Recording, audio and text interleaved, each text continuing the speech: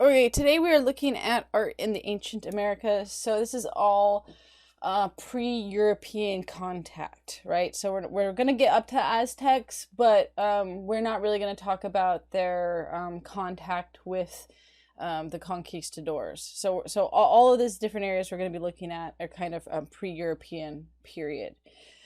So let's look at the themes first. We always want to remember to do that. I forgot that one time, so I want to make sure that we set up the themes for you, and then we'll break down the different periods that we're going to be looking at. So the first theme, and some of these are the dual themes again. You have nature, and specifically with nature, there's nature in general, and then with nature, animals, both real and mythical. Then textiles are also an important aspect, like so cloth weaving, that type of thing.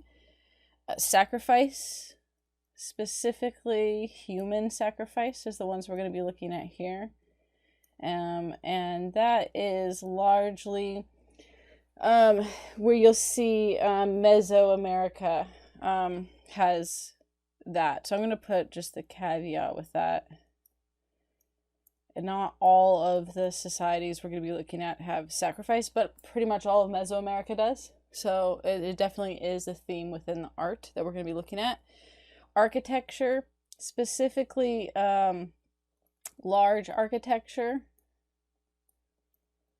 You have, I don't have as many pictures with this one, but you have almost all the societies we're looking at, except for those, well, even in North America, it's the Mound Builders, all produce very large buildings in a variety of ways. And so you have pyramid-shaped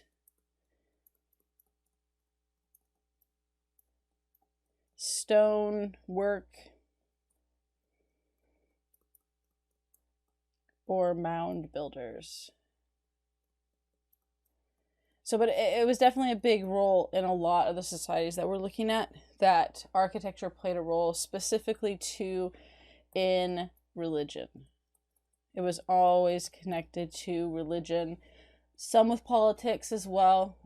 Often they went hand in hand, so that you had what was basically a priest slash king relationship, or palace slash temple relationship, and sometimes they were a dual theme kind of aspect. Okay, so those are the themes. We're going to be looking at 3 areas, and we're going to break them down. There's multiple societies within each of these areas, but we're breaking it down into South America,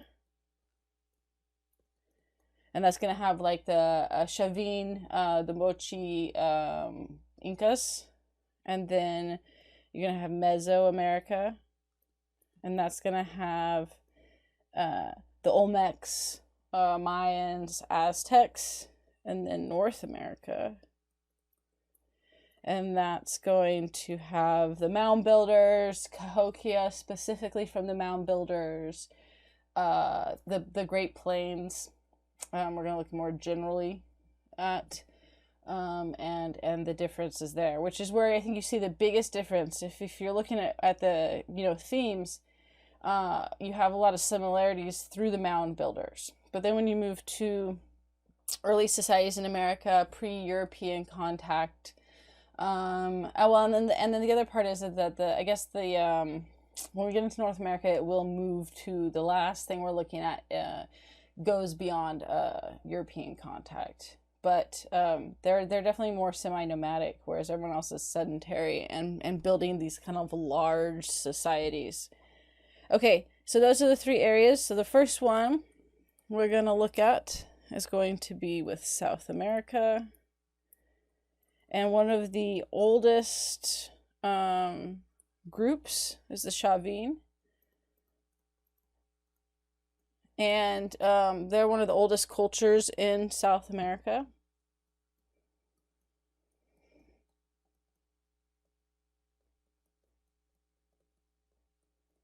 If you're looking at time period, they established a major center in Peru around 900 BCE. Main center. So what we're going to look at are a couple of their designs. There's some stuff left as far as what's been left behind. Probably the most prominent aspect of the Chavine is their stela, and we'll look at the pictures of that in a minute. The Mondi stela. The stela is going to showcase what we're going to see is contour rivalry. And contour rivalry, remember contour lines, we've talked about those in the past, so that it creates an outline, right? That the contour lines follow an outline style. Well, the contour rivalry includes a larger design in which the lines, right, because it's still part of that, can be read in more than one way. So you have the outline style, but then you also have this aspect that the way that the lines are done in that outline style can create multiple images. Okay, so usually this means you have looking at different angles. In this case, with the stela, it's going to be there's one side, and then if you turn it upside down, you get another image, all with the same lines. So what we're going to look at, I want to talk about just the key characteristics first, and then we'll look at it and point those things out. The stela is a complex depiction of a deity, of a deity with two different components depending on what side you're looking at. And you have both human and animal attributes, which is very common with this period of through all of the South America cultures, you tend to have human and animal characteristics. Now, this can be done in a couple of different ways. It can be that it's the connection that the gods, which are part human, part god. The other is that there often would be depictions of priests dressed as the deity. So you have either a god, which could be part human and animal, or a priest dressed up as representation of the god. So they're wearing like an animal outfit, which you tend to see that there were often a couple main types of animals: crocodile, snakes, jaguars, birds, and those were, I'll put those for you. The reason for that is because there was an emphasis on nature and a representation of fertility. And so animals tended to be associated with representing fertility and nature. Obviously, there were three main ones that represented. Although, like I said, the jaguar, there's four really that you could have with that. The three main ones that represented the cosmos as three realms. So three main realms got connected to the ones I listed, and then the jaguar was in there sometimes with the earth as well. So snakes or jaguar was for earth. Crocodile was for the watery underworld, right? So this was the underworld realm. And then the birds such as we'll see with a condor and stuff like that. That was, you know, the realm of sky or celestial heavens, right? So you tend to see animals that represent one of those three characteristics. With the front, so we're going to look at it in two ways. And so from one way that you're looking at it, we'll call that, we'll position 1. Okay, so if we're in position 1, and I'll show you in the images which each of those are. At the bottom of the stela, you have a creature, right, that has eagle talons for feet.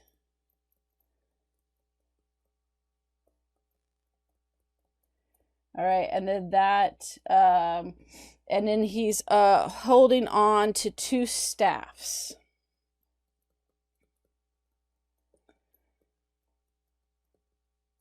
That are what we'll see is they're gonna be wrapped up in vines. Where's that nature with the plants and vines and snakes. So they're wrapped around the staffs that they're holding. And then he's wearing a headdress that is very large. And yeah, the headdress is large. So, okay, so we're going to look more at side 2 or position 2 is if you flip it around upside down, right? So if you turn the image upside down or look at it upside down. It was a large stone stela. They weren't really turning upside down, but you could look at it from that position. You actually have what's created it, which looks like actually 2 crocodile snouts in what was the headdress, right? So that was originally the headdress. Now, when you look at it from the other position, it looks like 2 crocodile snouts that are on top of each other. And then it has these fangs, we put with the crocodile snouts actually, that are coming out of it, that were connected in part of the headdress. And then on top, it looks actually like another crocodile snout holding the staffs. So, third crocodiles holding staffs. Okay, so let's take a look at this because it makes more sense. I want to make sure we got those key components down from it. But it makes more sense when you actually take a look. So here with societies in South America, the Chavin right here that we're looking at, we're going to look at with Peru with Machu Picchu as well.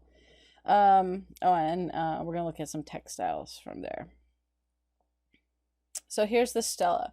Now, it's really low relief, right? Remember we talked about the different reliefs?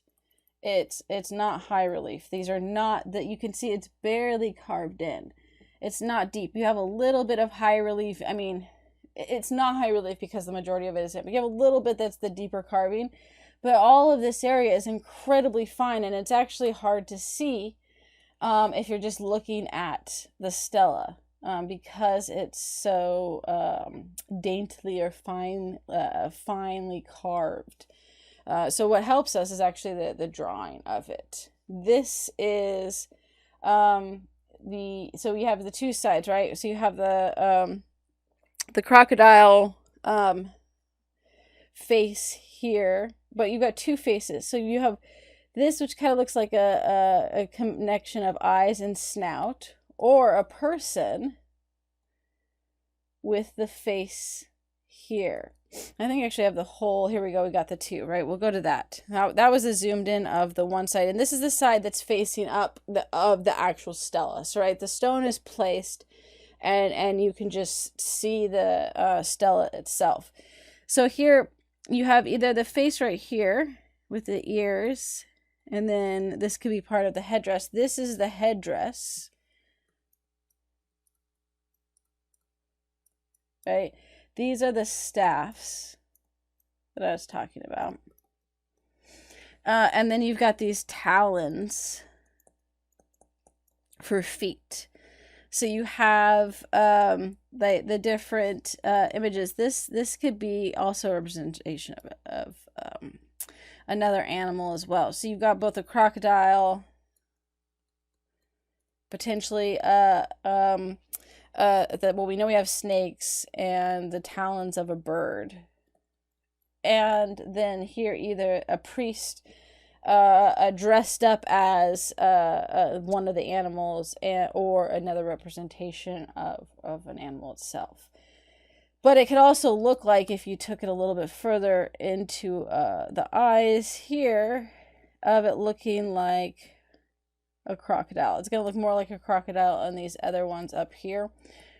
Nonetheless, it is there too. But I think mostly this one's meant to be the deity, the staff god, or a priest dressed up as the staff god, right? And then though, when you reverse it, so when you look at it upside down, here are the eyes and the eyebrows. Here's the snout of the crocodile, right? And then you've got a second crocodile, and then you have this third crocodile up here, which could be holding the staffs, right? And the headdress then becomes, here's with the fangs coming out of these crocodile-like figures, and with these scroll-like vines jutting out of the headdress. And so that's the contour rivalry, right? Is that the same lines with this emphasis on outline, because right, it's all outline work. All of this detail is outline work, which is a contour line. So contour rivalry then has the ability that when you flip it around, or from a different angle, it doesn't always have to be upside down. In this case, it is. Then it creates a different image in the process. So that's from the Chavin. This is also from their art.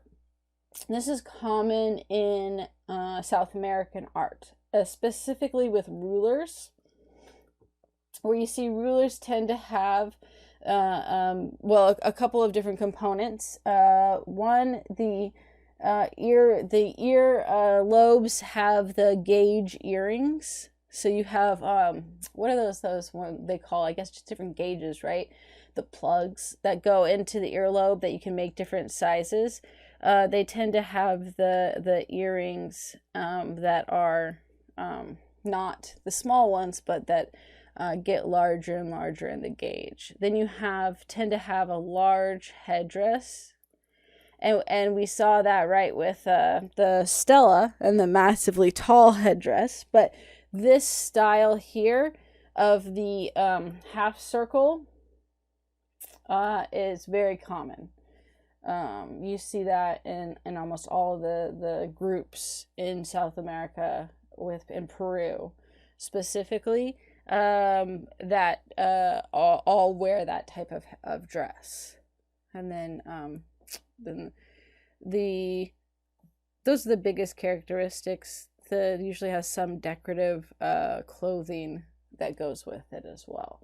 So let me put that. We'll go to the textiles in just a second, because the textiles are the other important part in this. Is you have some of these sculptures and carvings, but textiles actually were seen as more important in many cases in design.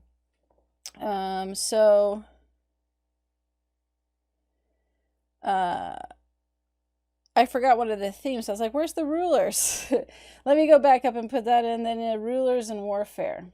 Right, we're going to see a lot of warfare kind of goes with the sacrifice, but we're going to see a lot of emphasis on rulers in a variety of ways during this as well. So let's see, 4 here. Rulers, you tend to have, again, those types of characteristics with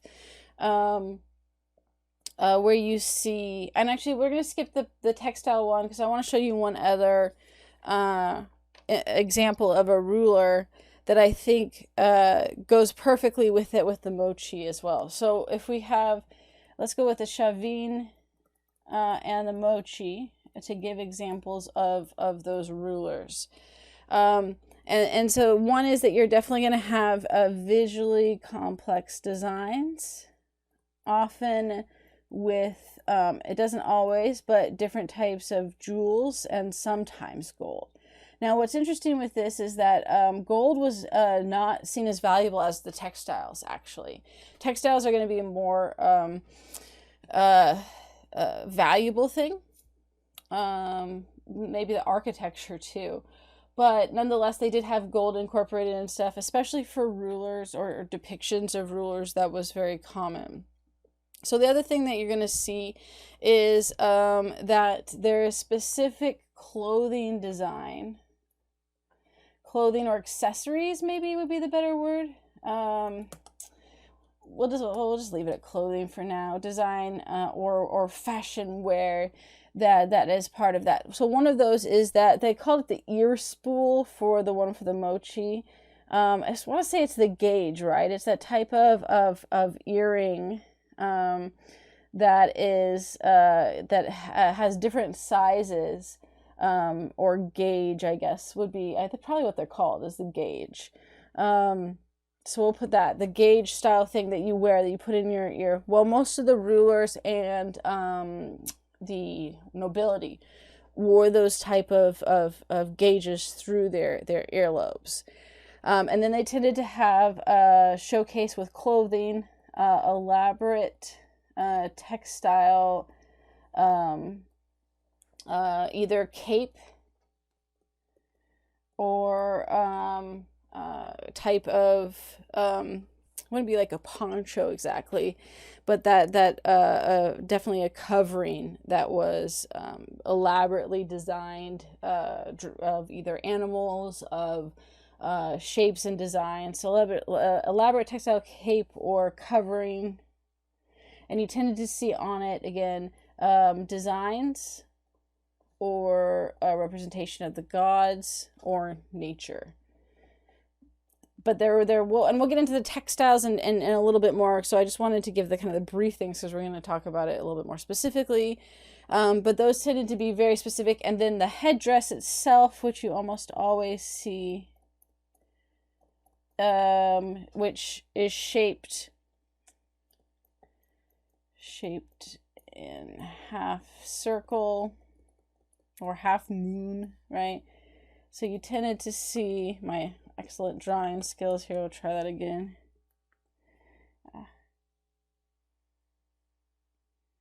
Yeah. So it tended to look like this. And then it often had a smaller half circle. And then there would be designs and beads and jewels in it. And it sometimes could flare out with something over like that. It didn't have to. But they often had hair, like animal hairs, horse hair, things like that, that were the thicker type of hair. It didn't have to be horse hair, but that would go like this. Or it could be metal too. It depended. So it varied. The style, this varied. But what you tended to see was that main center half circle was pretty consistent, usually part of the dress. You almost always, at least for important ceremonial representations where they're showing them. And so you have both the one that we saw with the, I'll put it here, right? The chavine art. We looked at the example of here of the ruler. And he has those components. That was a small statuette. That small. Right, and then we're going to look at the moche art where you have this ear spool, what's interesting about the ear spool, and this was from the Moche, were around from like 200 BC to 600 CE, 200 BCE to 600 CE. They think the ear spool was from around circa 300 CE. Right, so this ear spool was the gauge that went in the ear. Yeah, I think I'm just gonna go with the gauge that went in the ear. That's what the ear spool means. So this was an actual piece of jewelry, and we're gonna look at the art in the jewelry itself. It is gold, and it had some jade and other jewels in it. Gold, jade. It was meant to be worn in the ear. It was found in the royal tomb. So either something that the king wore, or that they put in with his burial. Now, what's interesting with this is the figure is going to show that the figure that they found, actually there was a person in the royal tomb. So the person in the tomb mirrored the ear spool. So what that meant is that how that was structured was the same as they found the person. And so one of the things is that they believe it was a warrior, priest, or leader. Right, and then in the tomb, not only was he dressed the same way as the ear spool, but there are two attendants next to him, already dressed for battle. And there were two attendants in the royal tomb as well. So it was like a mirror of the ear spool itself. And then he was wearing ear spools in, they had those, they think they fell out of those. So he's wearing these, which is a picture depicting him, which they replicated into the royal tomb, which is pretty crazy, right? So let's look at that. You have the turquoise, you have jade, the importance with, let's see, what we'll add the different components here. So, right, gold and turquoise were the main ones. There was a little bit of jade, as I mentioned, I think in part 2. You also had with this that it showcases him with a war club and shield. Right, so that's the whole warrior priest. This necklace was an owl's head. And had a helmet. There we go. Okay, so let's look at that. We'll come back to the textile one here. Right, so here's an example of a warrior slash, they think, like I said, ruler, or at least nobility. And you have the ear gauges. You have the headdress slash potentially, sometimes the headdresses were also helmets. You have what looks to be like the textile clothing,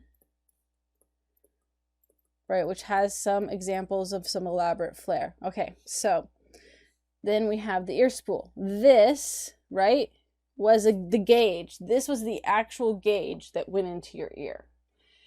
So they would have worn 2 of these probably. So here is the shield and the spear. You have the headdress again. See that half circle? You have some stuff that flares out of it, but that half circle, whether headdress or helmet, that was the style. Almost always. You see though with the attendants, theirs is very different. Rulers and top nobility got to wear that half circle headdress or helmet, however you want it to call it. And others that were not part of that did not wear that. That was very much reserved for the royalty and maybe top nobility and priests. The priests usually wore stuff like that too. And then he has the ear spools. He's wearing ear spools, or the gauges. Here you have that necklace. And then you have the attendants on either side ready to wait on him.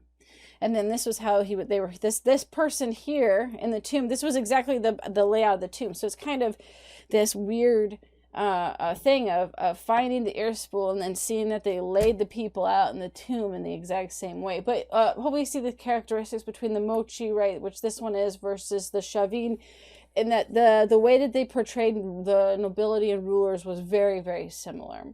In part because they're in a really similar area, and that a lot of the culture and practices were passed down through different groups. So it's not surprising that there's transmission of culture and beliefs through these different groups of people, because they're all in the general area. All right, the textiles then is next. We're going to look at the importance of textiles. And as I mentioned, the textiles were seen as more important than gold or metalwork. Even though they were good, more important and culturally valuable than metalwork. So they were good at the metalwork. They had these little figures. I mean, just the quality of the ear spool, which is a small, I mean, it's big for, I wouldn't want to shove that into my ear, and unless you would slowly stretch that out. But that's a gauge earring, right? So that's not, it's an ear spool. It's not a large pendant. It's just zoomed in for the picture. And the detail on that with the jewels, with the turquoise, with the metalworking that they had to do with the gold, and then the figure we saw with the Chavin, right? That stuff is really good metalwork. And they had other examples of really high quality metalwork jewelry. Jewelry tended to be a big component of their metalwork. They did a lot with carvings and statues in stone. Stone for architecture, stone for like the stela.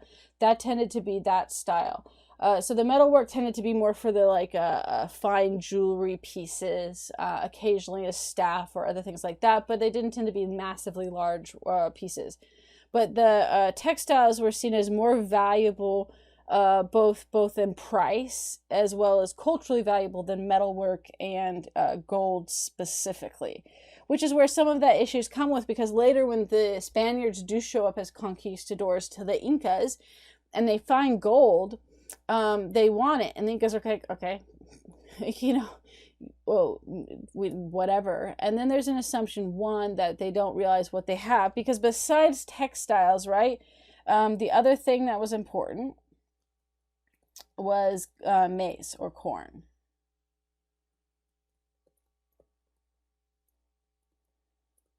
Right, so textiles and corn were both seen as more valuable than gold. So one of the things that happens with that is, like I said, the Incas, the conquistadors show up, they say, can we have your gold? We'll trade you for this. And they do, because they don't see what the big deal is. This makes the conquistadors think that they have they have so much gold that there's no value to them, which is not the case. So then they definitely are very destructive, searching for gold, enslaving the Incas to produce gold for them, when the area wasn't a massive producer of gold. You could get gold, but it wasn't some treasure trove of, you know, non-ending gold that the conquistadors thought, based on how the Incas and other cultures in South America responded to the idea of gold, right? Because it was just a false assumption that the only reason gold wouldn't be valuable is because they had so much of it, whereas for these other societies, it was no, because it just didn't have the same value. That wasn't what they valued. The intricacy and skill of textiles was something that was not only has cultural significance, but it was seen as a sacred art, right? So that was a skill that was connected to the gods. It was something that you did use, different materials that were valuable, just not gold very often, although they did occasionally weave in some of that. It was done mostly by women, almost exclusively, who were the ones that had to do that sacred art. In part, that's because it had the art of weaving had its own god, the spider god, and that was connected to their creation story. So, right, sacred art, god that was part of a weaving that helped create the structure of the society, and therefore, you were recreating what the spider god or other gods had done in the past. So for these societies and stuff that were in South America that we were looking at with the Chavin, the Parscas, the Moche, the Incas, it was all important. These tended to be these elaborate textiles and stuff were often worn in two ways. You had some that were either worn for burials, and that was a common thing, is that they were special for burials, as like your fancy dress essentially, and they would be worn like a cape or shawl. In many cases, it tended to have stitching after you weaved it, stitching to form a pattern. And that wouldn't just be for burials. Let's just stick with the burials for a second. So there was one like a cape for burials. It was also worn by rulers and nobility. Again, obviously, non-nobility and rulers wore fabric as well, but these at least what we found, because they were buried with them, seem to be more reserved for the wealthy. And the pictures and drawings that have lasted tend to show the wealthy, and these elaborate style ones where commoners tended to wear more basic plain weaving. So one of the key aspects with that is that you have the weaving, but it has with various components, we'll say, right? And then that includes the stitching of various patterns. So that can be part of it. You can have it be animals were often one of the things that shows up with that as well. You also tended to have the contour rivalry in the textiles itself. And you also had what was that where you would see outlines that would merge into or transform. Let's put transform. That would transform into other things.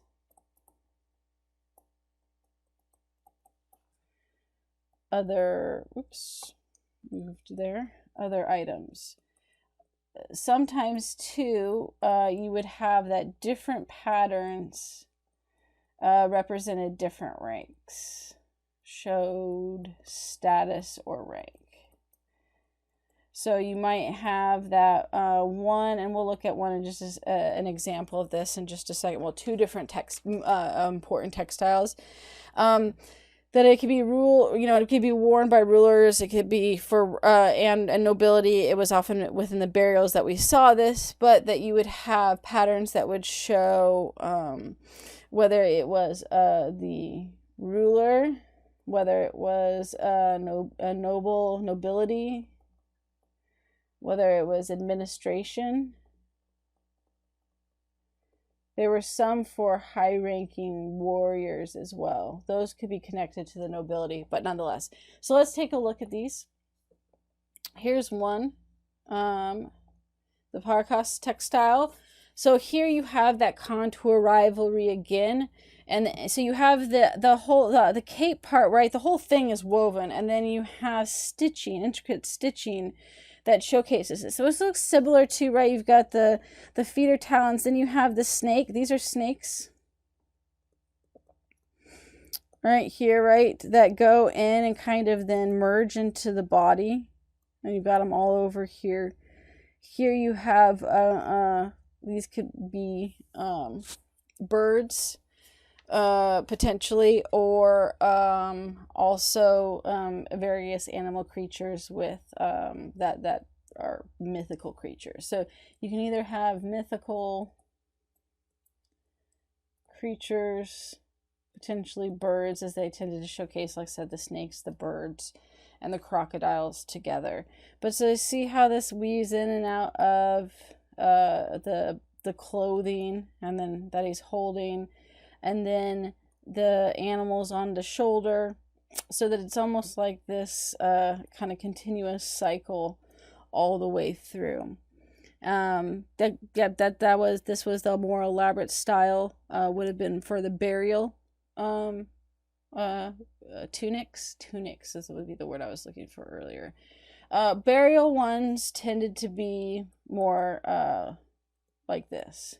Burial tunics tended to have animals and a connection to the realms, right, that we were talking about, the three, the cosmos, the birds, that type of stuff. Whereas when we go to the other, we'll come back to that, tunics, the Incan tunic here, this is where you have that design, and the design indicates rank, right? So that there were different some are, and it could be just design for design too, but some of the designs were, and these would be more worn while alive, but we do know that they were also for burial too. So the Inca tended to have more, it seems, of the design-based style, where the other textiles that we found varied with animals and design. That might just be what survived, though. But these took a long time.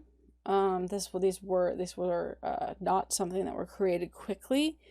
Which I think is part of that sacred work and art, is that it was a very slow, thoughtful process of weaving. And either when you're weaving, how you weave in items together, or once you're done weaving the cloth itself, stitching in the images as well. And it was a very, very long process, and it was something that was revered and seen as something that was a special skill in art, and obviously again a sacred art in that fact, connected to the gods. Okay, so the last with the Incas. We want to look at the Incan Empire and Machu Picchu for their construction. Let's see. Here we go. Where are we at? I think 5? Yeah. 6. That was textiles. We're at 6. All right. So in Peru, well, we're all been in Peru, the Incas.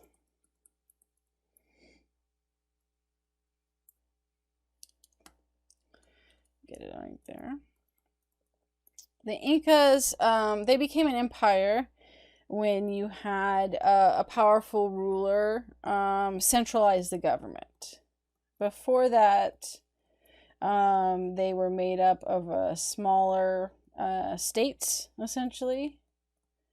But the reality is that there always was issues and tensions between the various groups. So it wasn't just one city.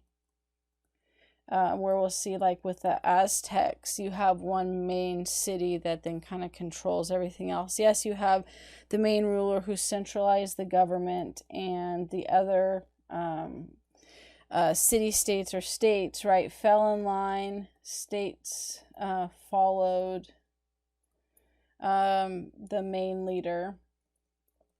They were often rivals, though. Often family rivals.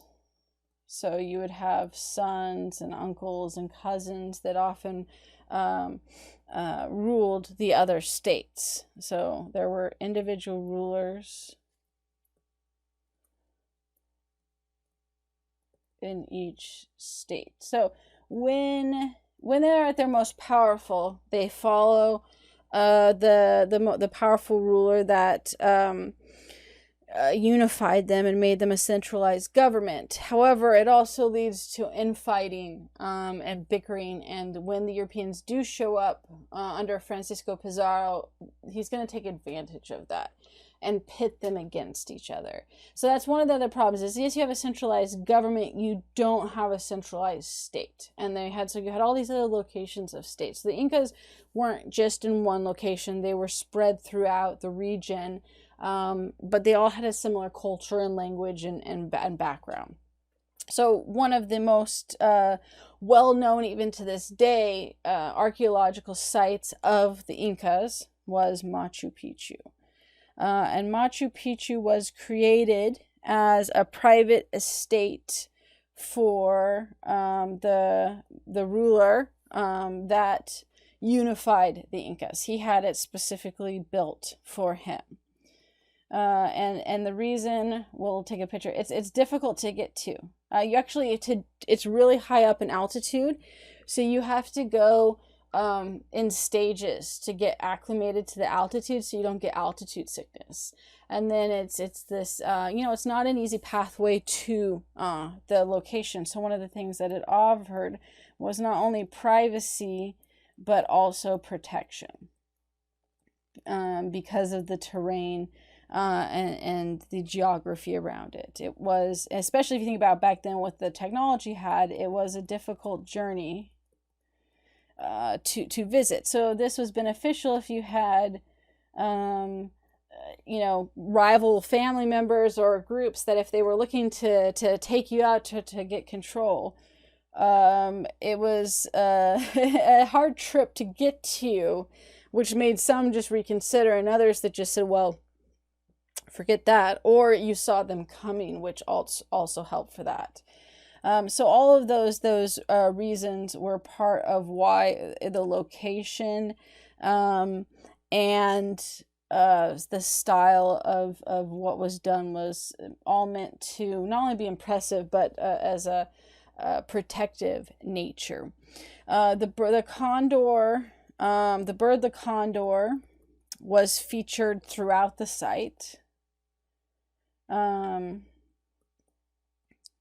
And that was meant to be a protective feature as well. But again, remember the idea that birds were connected to the sky and the celestial realm, where they're way up high. Machu Picchu is way up high, so it makes sense that it would get connected to the gods that way.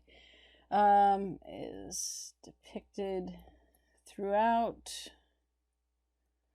You also have a building itself that's known as the Condor Temple. So not only do you have symbols of the condor, but then you have the whole temple, and it's stone carved in the shape of a curved beak. So you have not only the building that's carved like that, but then you have stuff on the wall as well. What's also super impressive with that is that the buildings themselves are constructed with huge stones, but that are so precisely put together that you don't need anything you don't need mortar.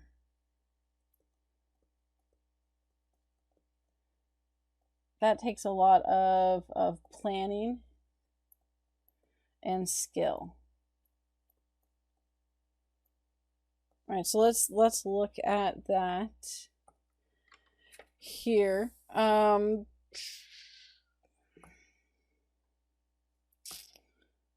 go there. You can see the site. So it's way up high. Again, the point that you have to acclimate yourself to not get altitude sickness tells you how high up it is.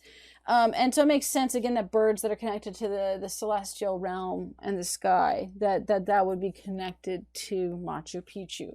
What's crazy with it, in order to, so, I mean, obviously a lot of it's gone now, what you have are the remnants of it, but these stones here were so all done without mortar, without any type of cement type of thing to hold it together, because they put them so expertly close together and tight that you didn't have to That's amazing skill. It's all planned out.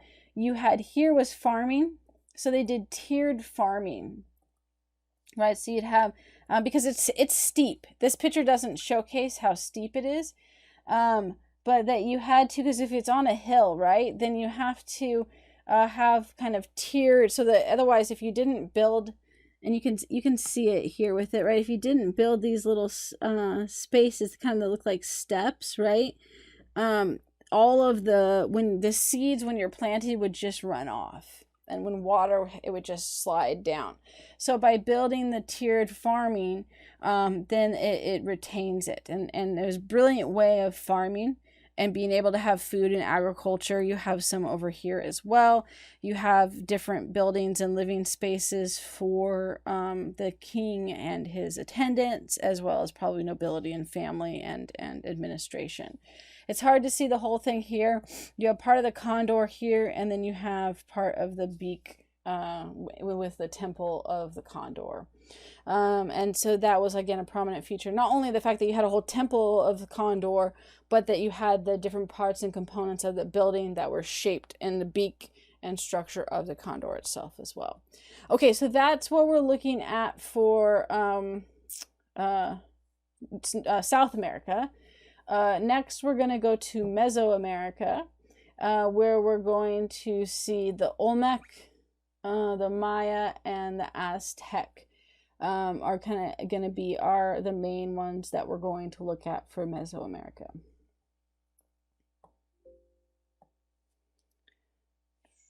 Okay, just a second. Let me get that set up. Okay, so now we're looking at the Mesoamerica. 3, I think. Here. Oh, no, that was 4. Mesoamerica. All right, get that on here correctly. So with Mesoamerica, the first group that we're going to be looking at are the Olmecs. And the Olmecs are one of the oldest groups in Mesoamerica. And actually older even than the shoving with South America. They were around from 1500 to 400 BCE.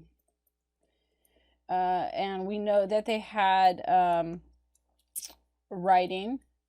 The earliest writing was with the pictographs, but it's something that that no one's been able to translate. So one of the issues with writing is you have to have some kind of sample or idea of at least part of the language in order to be translated. If you have nothing from some of the language that you do know, it makes it really hard to be able to come up and figure out and translate, and that's the case with the Olmecs. As much as the cultures are similar, we'll see between the Olmecs, the Maya, and the Aztecs, their writing is different. And there'll be reasons why we were able to translate the Mayan and the Aztecs, but that those weren't similar enough to be able to use to translate, even though a lot of their other cultural components are.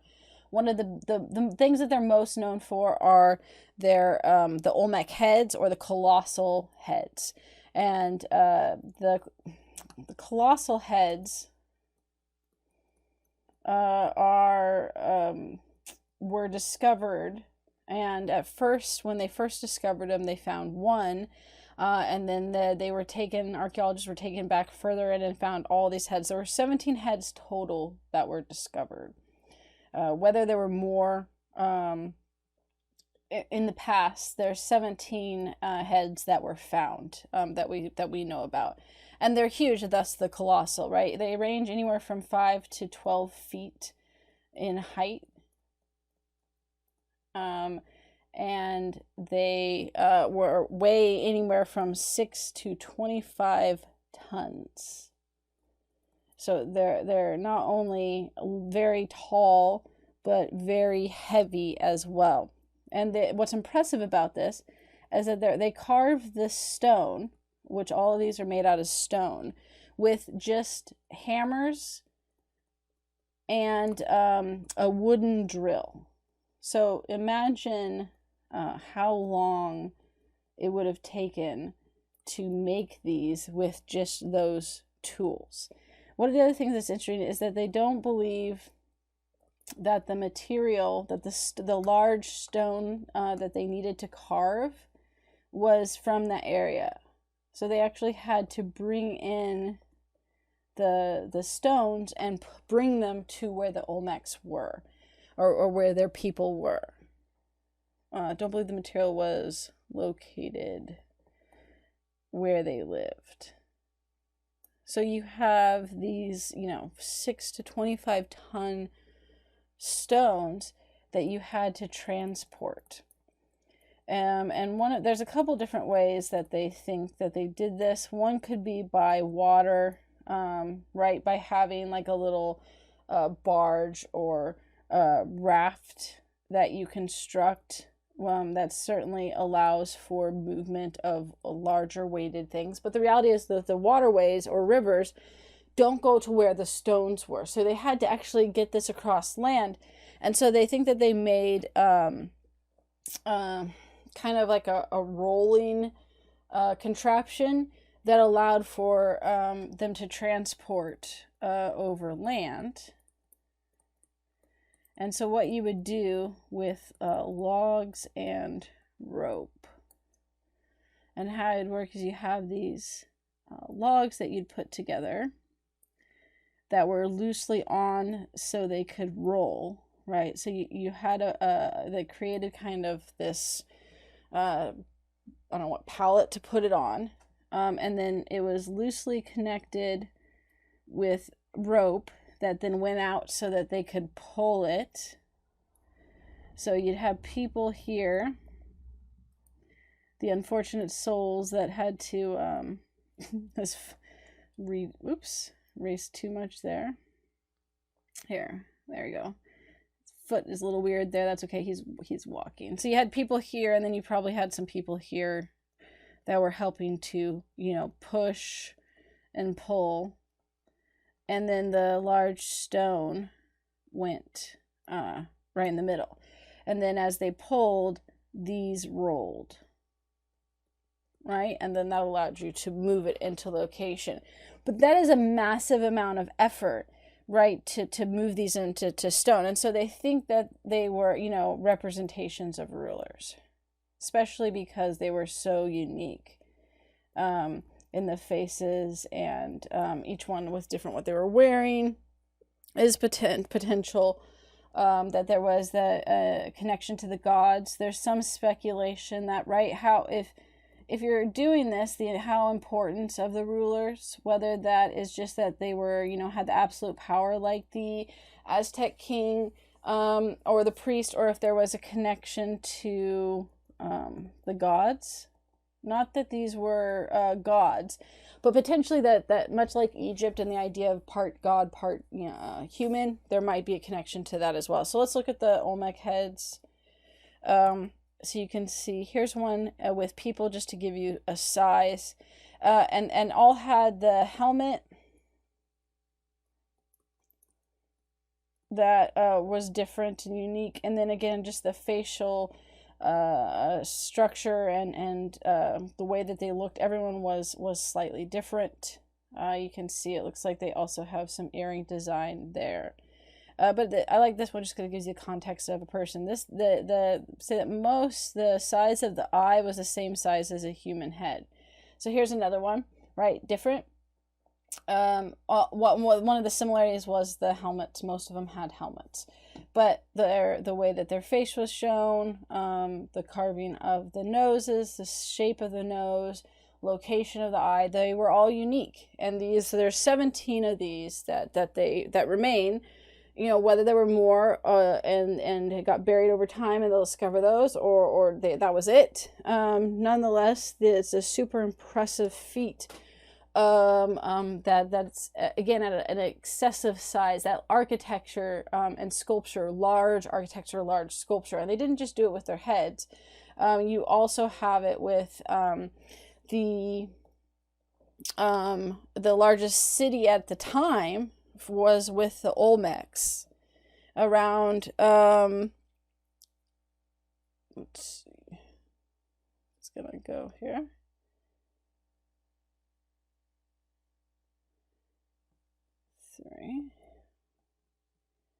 So the largest city, you had 600 pyramids that were located in the city. And there were over 2,000 apartment complexes, what would be considered like homes or apartments for people to live. Compounds. And then you had pyramids that were connected to the sun and the moon, which is also a similar theme that we see both with the Maya with the calendar and being able to track celestial movements. We'll see with this serpent mound, it was connected to the solar and lunar solstice. So these things had a connection to that in part. And just this idea of having the massive pyramids. The pyramids and large architectural structures tended to be connected both to temples and royalty, right? So it functioned for religious services, is also a place to stay. You had the Pyramid of the Sun, and there was a Pyramid of the Sun and a Pyramid of the Moon. It was a step pyramid, basically, in structure. It was 13 acres. So these were the two largest, the Pyramid of the Sun and the Pyramid of the Moon. 700 feet across and 210 feet tall. And it was specifically set up towards the setting sun. So facing the setting sun. And likewise, like I said, you had the Pyramid of the Moon, which was meant to basically be the opposite of the Pyramid of the Sun. Okay, so that's with the Olmecs. We're going to look at the Maya next and their structure. We know a little bit more about the Maya in part because we were able to interpret their writing. And so that gives you more of their story, their background. They also were a little bit later in time frame. The Maya went from, well, they think potentially it could have been all the way from 2000 BCE to 1500 CE, but there definitely was their height of the Maya was, or peak when they were really at their strongest, was from 300 to 900 CE. And you do see them begin to collapse after 900 CE and move into smaller societies. So when they were at their height was really like the time frame 300 to 900 CE. It was definitely a society based on the religion and society, and the cities based on the priest kings. And what this meant is that the average the commoners, like farmers and things like that, they didn't live in the city. They lived in the towns outside of the cities. Priests, kings, and nobility, they were the ones that lived in the cities. Everyone else lived in the, suburbs, if you will. And so the importance of this, of course, is that when the confidence in the priest and the royalty declines, you have the cities begin to decline as well. First, I want to look at their creation story. For both them and the Aztecs, the creation story matters because it sets up and connects to the importance of sacrifice, and where we see that in art and in the different depictions. So their main creation story was Popol Vuh, and in it, there's three kind of main stories. One of the stories that it talks about has to do with these hero twins, and the hero twins are they do a variety of things. Some of it is to kind of get back at their relatives being killed by the gods. But they end up playing a ball game with the gods of the underworld called the Death Lords. And the ball game is we're going to look at that, is an important part of, they think the Olmecs had some courts as well. But the Maya and the Aztecs both played this ball game that was both for fun and also a religious ritual as well.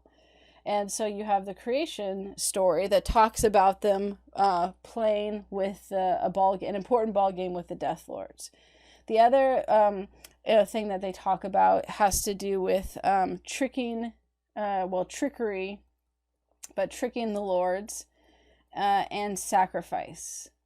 So what they did with this is that they performed these tricks of sacrificing themselves and then bringing themselves back to life. And they did this until they got a reputation, and the Death Lords wanted them to do it to them. And they said, okay, do it to us, kill us and bring us back. And the Death Lords had forgotten that they had killed the hero twins' relatives, and so they killed them, they sacrificed them, but they didn't bring them back. And so it was this idea of where it gets to this concept of sacrifice and blood sacrifice, right? Of why there's blood sacrifice. They ascend as the sun and moon after defeating the Death Lords. So these stories then connect specifically, right, to connection to importance of sacrifice with blood specifically and the ball game. All right, so we're going to look at the structure of society, and then we'll look at the artwork in just a minute with that. So as I mentioned, the city was structured around the priest and the kings, and sacrifice was an important part of that in their religious beliefs. Now, it's going to be different. Their sacrifice was important to Aztecs, but they did it differently. The priest and royal family were kind of responsible for those sacrifices. One of the ways that they did first was called bloodletting. The Aztecs aren't really going to do this because the Aztecs are going to be much more visual and for a purpose. So bloodletting was done as a way to sacrifice blood to the gods, right? And this was often done by the king and queen, and occasionally the priest as well.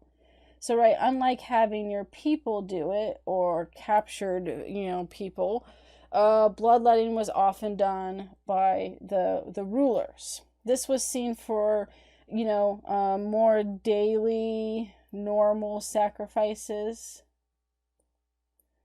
that were needed for things to the gods to keep them happy.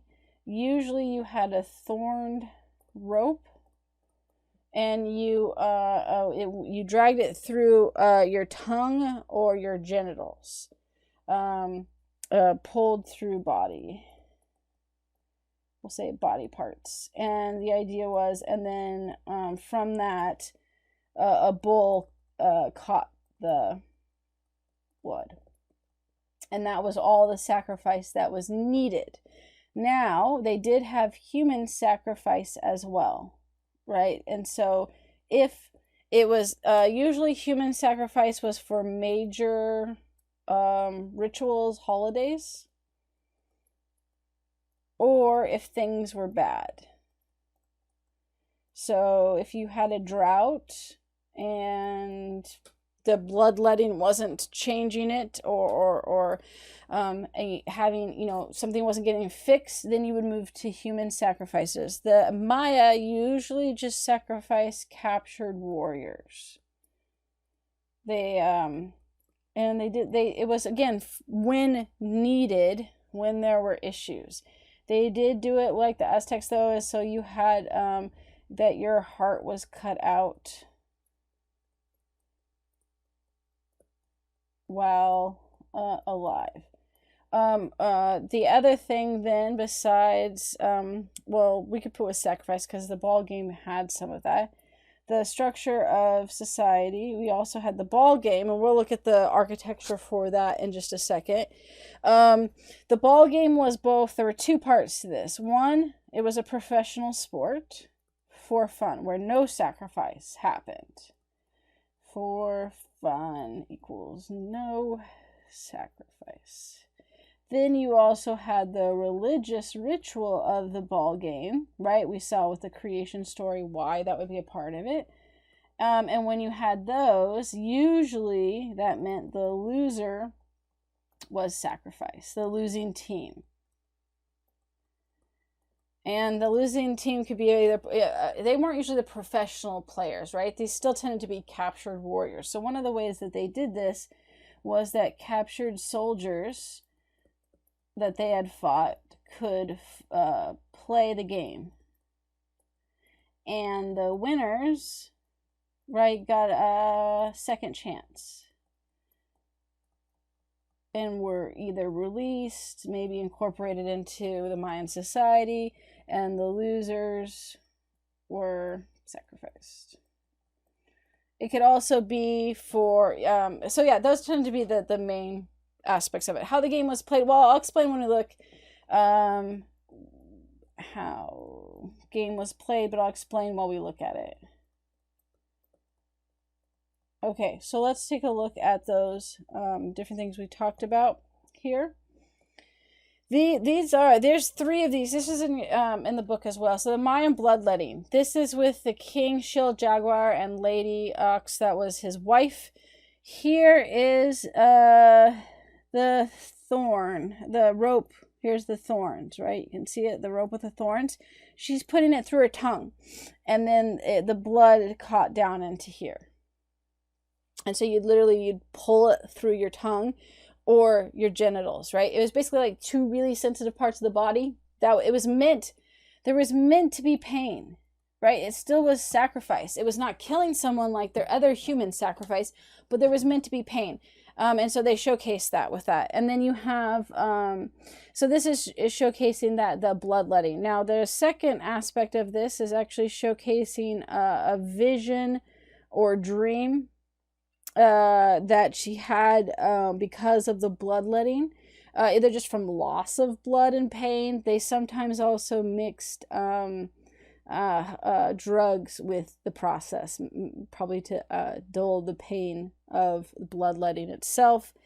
And then it showcases giving his helmet for him to go to war. So there again, you have the rulers showcased as warriors, almost always in all of these societies, with elaborate headdresses. In this case, the helmet looks like a jaguar, which was as part of his name, but also what he's wearing for the military uniform and style. And so these three went together with showing the process of sacrificing to the gods through bloodletting, the vision that was had because of bloodletting and potentially about going to war, and then the king going and preparing for war. And so bloodletting, again, that's one of the unique things about the Mayans, is that they did bloodletting. We'll see the Aztecs kind of just skipped that phase for the most part. And then here you have a cup that depicts the Mayan ball game. And you can see the game, the balls weren't this big in actuality, but the game was that you wore these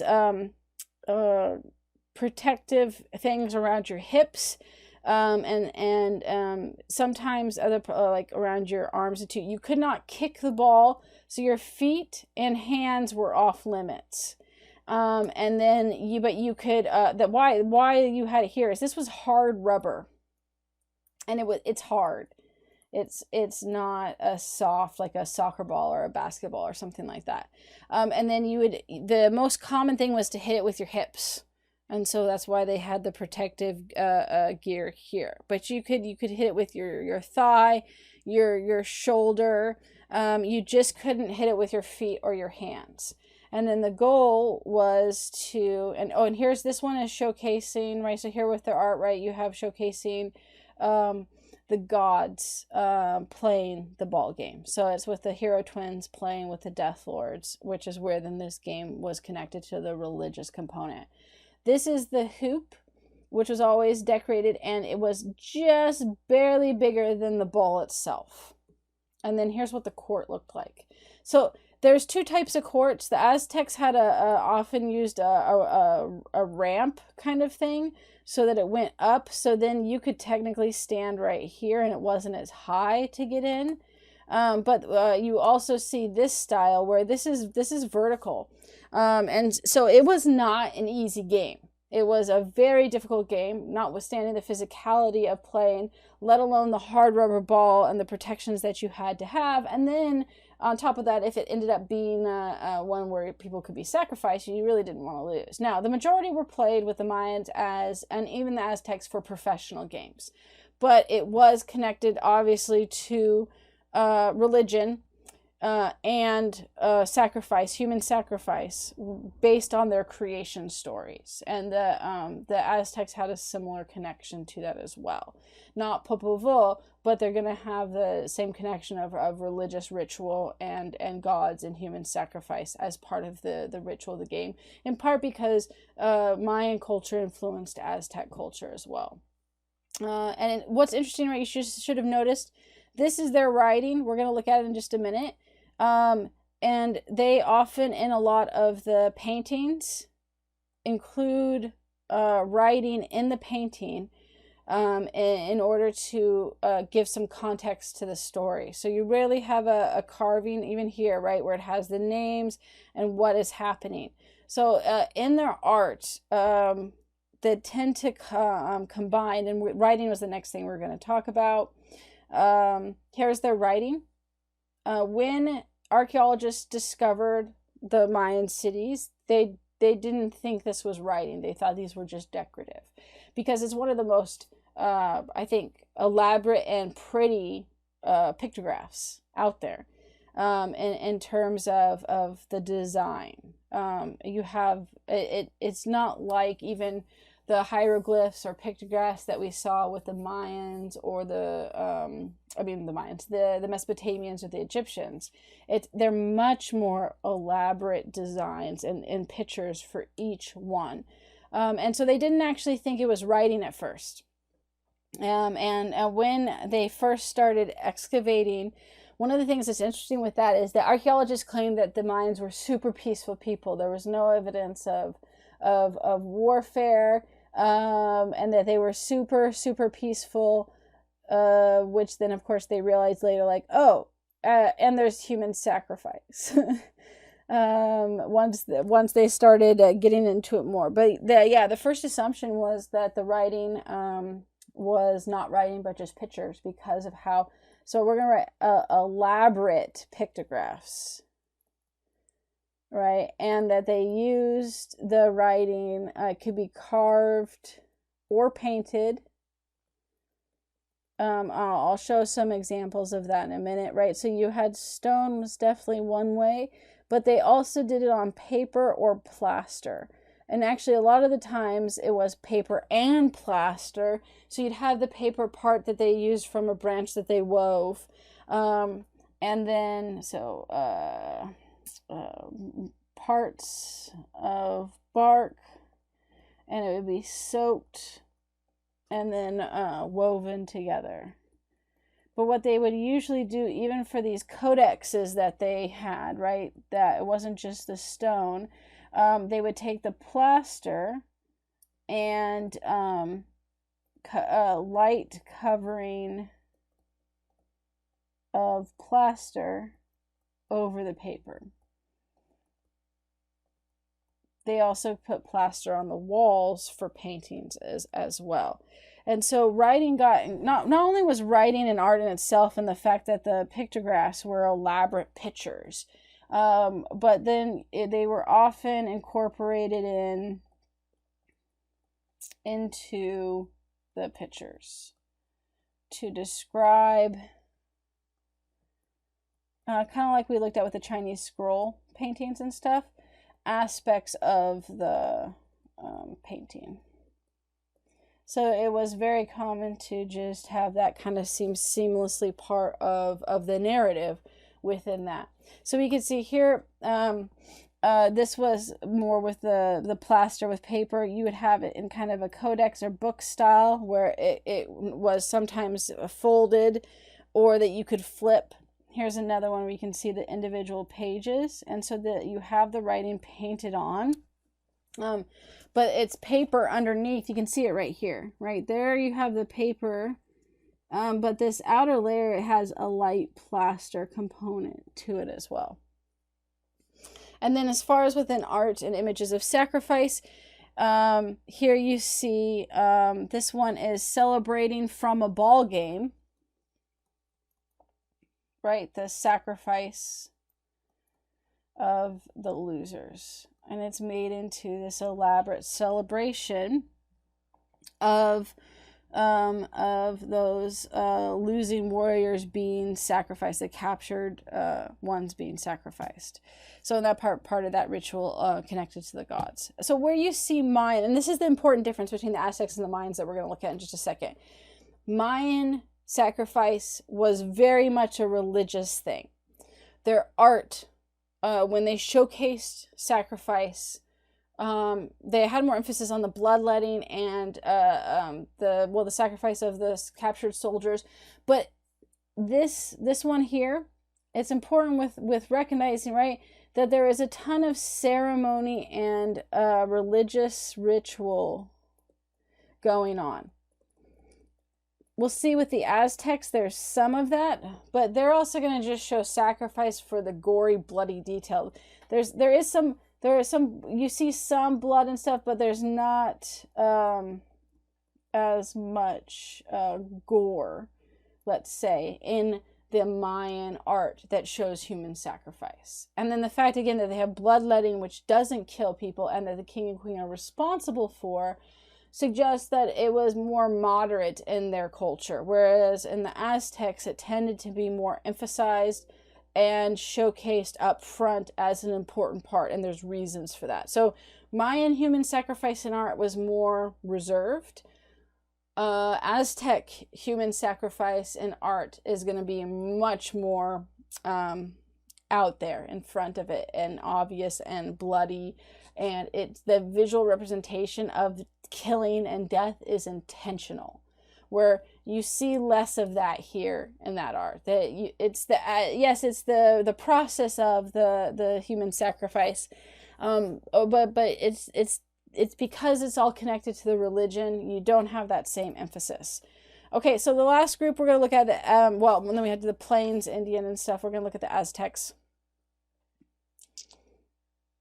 We're on C here with the Aztecs. All right, so the Aztecs, again, did have a lot with similarities of the Mayans. They also had some of their own creation stories and religious early beliefs. Creation story myths.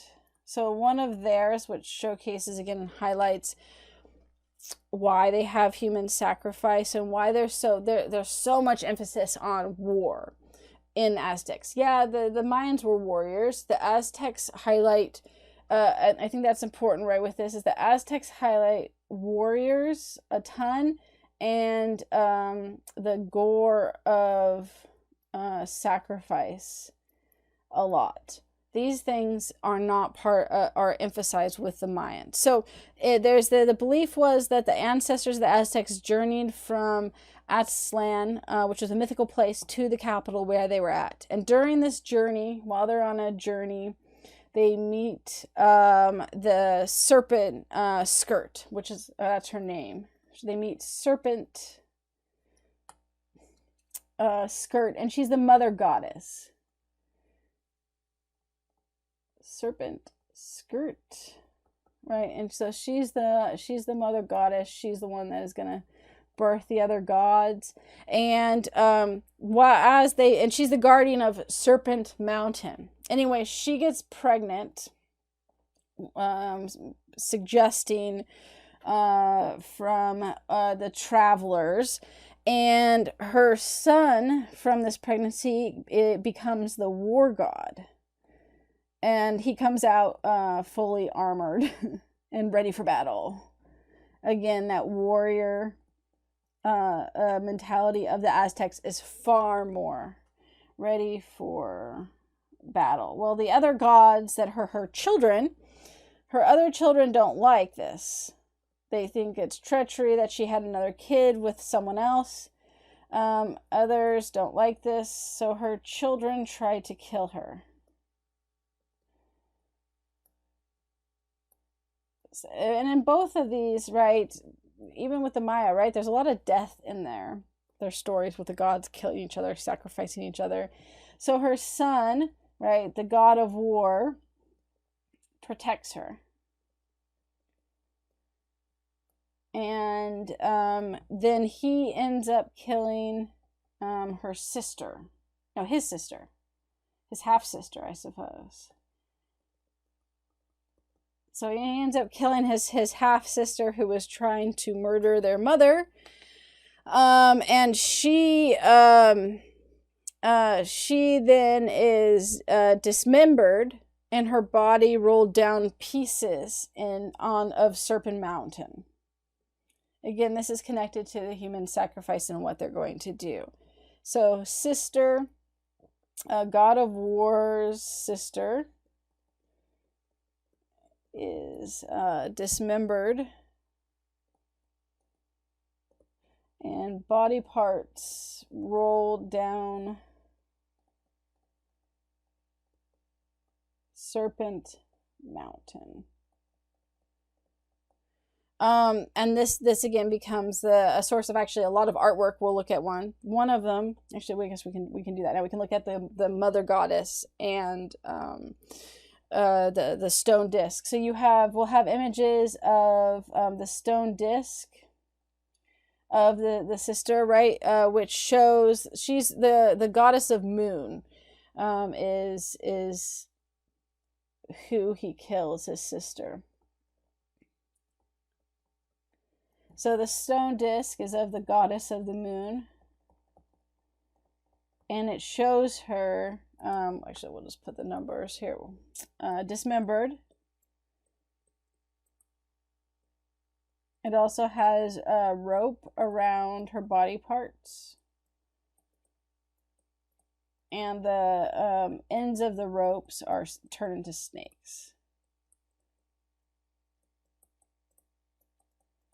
Okay, so let's look at the two. We have within Aztec art we have both a statue of the mother goddess and then the disc of the daughter. So this is the mother goddess, right? This is the serpent skirt is her name, right, on Serpent Mountain. So this is interesting. This is meant to be it's a face, but it's also two serpents, right? So you have a snake here and a snake here, and they kind of join together to form a whole face. This is the face, which is two serpents to make one. And then you have a necklace made of human hearts and heads. That's what this is. Necklace made of which the human heart is what they're going to sacrifice and pull out of the body while it's still alive. And then you have a skull pendant for the center, the pendant of the necklace. So again, that's the right. That's the mother goddess, the serpent skirt. That's what the god of war's mother is. And then you have here snakes for the skirt, which goes to the name, right? So that's the statue for that. Here is the disc of the dismemberment of the goddess of the moon, the sister of the god of war, or the daughter of serpent skirt. And here you can see her body is all in pieces, and then you have these ropes, right? So it was like she was tied up, right, and contained before she was cut to pieces. But in the ropes all end up with the heads of snakes. that she's tied up with. So you have legs and body parts all over. And this was often placed, actually the first one was placed at the bottom of a temple, of an early temple. And the idea is when they sacrificed people, they actually rolled it down the steps and then it would land on this disc. So it's placed on the base of an early temple. Now, here we'll look at the other pictures and I'll explain. So this is the images of human sacrifice. So one of the things you should notice right from the beginning, I think I accidentally put this picture in twice, but that's okay. It's a close-up one. Is that there's compared to the Mayans, right? Because they both did human sacrifice. How they did it here is it was kind of the same way, although more dramatic with Aztecs. This is an example of a ceremonial knife, and this is what the priest would use. And the person would be placed over an altar on top of the pyramid-like structure, I can speak, of the temple. And so you can't see it here really because it's covered in blood, but there was this stone slab down there. And then they were bent and held this way so that the priest could get to their heart. They took the knife and cut you open and then pulled your heart out or cut your heart out while you were still alive. And you actually can live for... I think under a minute. You would see them holding your heart before you were killed, and then usually you were killed by they'd chop off your head, and then they didn't always do that. Sometimes you could just die, and then they would roll the person. Here's someone who's already been killed, and their heart pulled out, right, going to the gods. They would push you down the steps of the pyramid, and this doesn't show it. Their temples were huge, so it was a long ways to go, and so there would be blood trails of the people sacrificed with bodies at the bottom as they were killed, and they usually killed quite a few people when they had their sacrifices. Here's another one showcasing someone getting with being their heart cut out that was then being given to the god that needed it for sacrifice. But again, lots of emphasis on blood, eating the heart, bloody on the god, blood on the knife, blood on the person being sacrificed. Where if we go back and compare to this sacrifice, right, with the Mayan and how they're showcasing it, right, not very bloody. Or the bloodletting, which is the kings giving blood. But again, the emphasis on this here, if we get rid of this for a minute. Oh, it's not gonna let me because I saved it. But you don't see the blood. I guess it is a carving rather than a painting, but that's not the point. It's the act of the bloodletting that's more important. It's the act and ritual of the sacrifice that's more important than the blood. But for the Aztecs, this part of it, the gruesome nature and gore of sacrifice, was important, and that has to do with their political structure. So let's see, we did that one. So I'll do here for sacrifice and art, right? The emphasis on showcasing the act of cutting out the heart.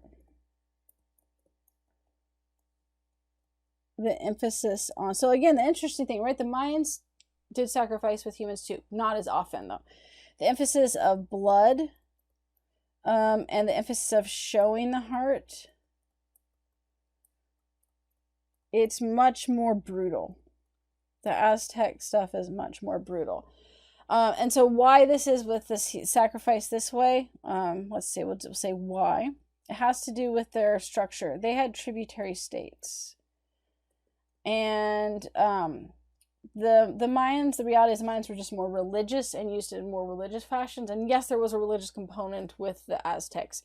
But what they did is they required tributary states, who basically, your tributary state, they captured you, to provide not only food or money each month, but people for sacrifice. And then what they would do is make representatives come watch. And it was a power play. as a power move. So, I mean, yes, it was recreating the whole story with the goddess of the moon being dismembered and thrown down the serpent hill. But the reason that their art showcased more blood and gore is because they wanted to showcase, this was meant to show their power and control. We're in charge. And look, we can sacrifice your people that you have to send to us, you know, each month. And you have to watch. And there's nothing you can do about it. So it's not surprising when the conquistadors show up with Hernan Cortez and they start asking about, like, you know, gold and wealth. All the tributary states are like, oh, ooh, we can show you. The Aztecs, you want them. Like, they were led to the Aztecs to be destroyed because a lot of the tributary states did not like them because of that violence and brutality. They were incredibly impressive, again, with their architectural development. Their main city was massive. It held over 200,000 people. They had a massive architectural design with aqua planting, where you planted crops and used the water and the fish to help it grow. Let alone the temples and the construction there that were massive feats. But they were also brutal, and they emphasized war. The main nobility of the Aztecs were the warriors, and they emphasized the blood and gore of the sacrifice and used it as a political move, not just for religion. So, right, sacrifice in art was both, we saw with the Mayans, it was more, that had the bloodletting. It was political and religious, right? But the political is why you had more of the gore and violence, and why it was showcased, because that reinforced their power. Okay, so that's with Mesoamerica. So now we're going to move on to the last one. And I'm going to try not to spend too much time because I know we're a little bit over on time anyways as it is, with North America. So with North America, we're going to look at the Mound Builders first. And there were Mound Builders in various areas. The Mound Builders, what they did is they built mounds with transporting dirt. And a lot of times, well, there could be, like we'll see with the Great Serpent, sculptures, designs, we'll call them designs, or platforms for buildings. And this was a tedious process. You don't have any mass movement ability, right? So you use small baskets to move a massive amount of dirt. It was these were huge operations. So one of the ones that we're going to look at was the Great Serpent, which was more of a design, and then we'll look at a city, Cahokia, specifically. The Great Serpent was, again, it was connected to, here I'll put design to look like a snake. It was just the mound, and it was connected to solar and lunar solstice. So you have that astronomical component to it. Oh, and I skipped this one here, but this is also Aztec art, where you got the serpent image, again, with nature and animals, both real and the mythical with the two-headed. Here is North America, right? So we're looking at Cahokia, and here with the Great Serpent Mound, and then the Great Plains as well, the Mandan and the Sioux. Here's the serpent. It's over here. This one, it cuts off some of it, so I have another one that showcases the whole thing. The tail's going to go that way. Here you can see the end, right? Different time of the year. And then the mound, right? And it's just a mound. I mean, here's roads now today. And a lot of them people didn't even realize for a while that there was anything that wasn't a natural occurrence, right? So you have that component of kind of natural looking. So here's the drawing of it. And what they realized is you have the tail that connects with the summer solstice, the moon, midpoint, max point, and south point set of different alignments. And that, but the snake, the serpent, has, or this is the head, sorry, this is the tail, has alignments with both the solar and lunar components. So which is impressive that you have one item that does both. So this is Cahokia. Again, mound builders, right? So you have these mounds. This one's Monk's Mound. It's the largest. And they believe that on top, so you'd have the mound itself was with dirt, and then it would be packed super tightly, and then usually grass would grow over it, and then you'd have a building on top. This city was an actual city, and you had mounds, and then you had places that didn't have mounds as well. This is what it looks like today. Same thing, they actually started building before they realized what it was and then stopped, and now it's something you can go see, but it kind of just looks like a hill.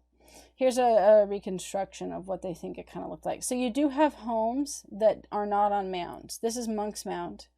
Again, that kind of pyramid or step pyramid shape. But you also had some houses on smaller mounds as well.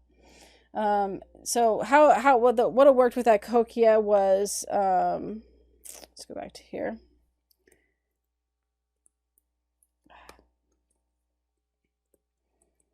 Cahokia, they believe, was a city that had around, 30 to 60,000 people. It varies in estimation. So anywhere from 30,000 to 60,000 population. You have Monk's Mound, which was the largest. And that Monk's Mound then had the temple / palace. We don't have a writing to decipher for them, so it's unclear as far as a lot of the structure, other than we do know though that there was some concern for warfare because they built a massive wall around the area, but there seems to be some central focus, right, obviously on the importance of the palace and religion. You had buildings right on top of the mounds. We also know that besides monk mounds, that nobility or wealthy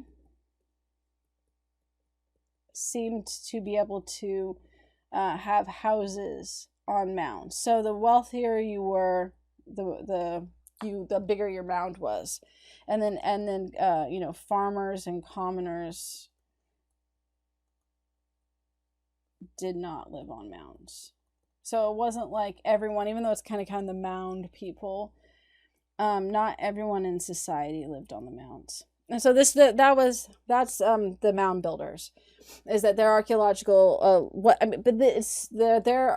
they left with their archaeological presence were these massive mounds. And it doesn't look like much now, but to the engineering feat to move that much dirt and then have it stay and not crumble and collapse is very impressive. The downside to this was that they deforested the whole area and moved so much dirt that for Cahokia they ended up flooding the city and eventually having to move. So problems with that. This city was sedentary, right? Now we're going to look at, and that's important. I'm going to put that with that Cahokia here. All of the sites we have been looking at, they're sedentary. They aren't moving. They're not nomadic. Remember, like hunting and gathering societies. The Plains Indians were semi-nomadic. So you have a very different structure when you have semi-nomadic societies versus sedentary. Sedentary can have collections of art, of buildings, of architecture. Semi-nomadic, you don't have the capability to bring everything with you. You're going to have a focus more on nature and animals and plants specifically, because that's part of survival, right? Being able to gather and hunt. Hunting and gathering comes back. Now, it didn't mean that they weren't able to farm and plant as well. Semi-nomadic often had a combination of both, but hunting and gathering still plays a role. With the Plains Indians, buffalo was a central image and figure in art. And it wasn't just in art, it was in every aspect. So we'll see it with art, but it also was clothing. It was food. It was weapons from the bones and stuff. It was anything and everything it was used for to make other weapons and tools, we'll say. It was, besides clothing, the last thing we'll put is it was housing. Right, so the buffalo were both a functional component for many of the Plains Indians, also often a spiritual connection as well. In fact, a lot with the semi-nomadic societies, there was an emphasis on nature and plants, not only for survival, but a spiritual connection with that as well. And so one of the things that we see with the buffalo that we're going to look at were the painted buffalo hide. And the other thing that we're going to look at real quick, and again, just I'm trying to make sure it doesn't go over too long, we're already further than I wanted to be, was going to be basket weaving. Both of these skills showcase not only day-to-day life, so we'll put here with both of these, day-to-day life. It could showcase, the uses of being semi-nomadic. In case of the painted buffalo hide, it's going to show warfare, but it's also for clothing, right? So that you have these multi-uses. Basket weaving, the idea of pottery was too difficult with semi-nomadic life. And so baskets can be folded, but could also be watertight. Super impressive. The emphasis on design for basket weaving, and skill. And then just the importance of the buffalo for the other. Anyway, we're going to look at those real quick. It also provided storytelling. All of these. Both the designs and the process of basket weaving, along with the fact that when you did basket weaving, you often told stories. So here's the buffalo hide, and it actually showcased when the Sioux that had been pushed by Europeans come in with one of the other groups that was already there, and they end up in conflict. And so this shows this battle. And you can see the horses being used, which were also brought by Europeans. So we know this is from the later date. All of the other societies we talked about were pre-European. This period is after, when Europeans are there, although they're not living with them at the time because they hadn't moved to the plains area. But we know with horses and the fact that you had the conflict with the Sioux and the others, that's because of European movement. But so it shows them fighting. And so you have a whole battle scene of different periods in time, right? It shows the periods in time. It's meant to show motion. It also was clothing, though, because this was worn by someone either who had done well in battle.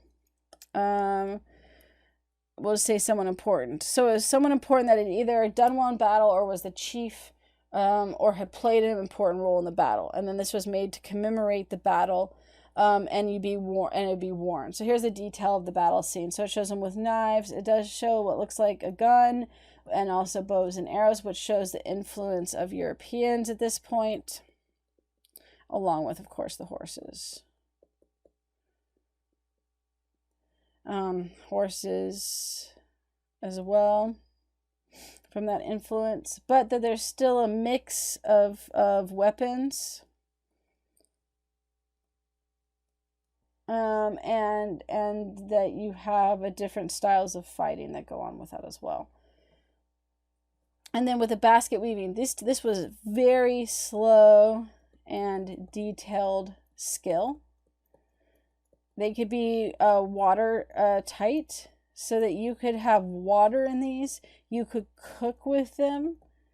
But again, this basket weaving is clearly something that is often connected to semi-nomadic cultures because it's easier to move around with. And here you can see again the patterns and details. Also, the cultures of various groups, Native Americans in California, were well-known basket weavers.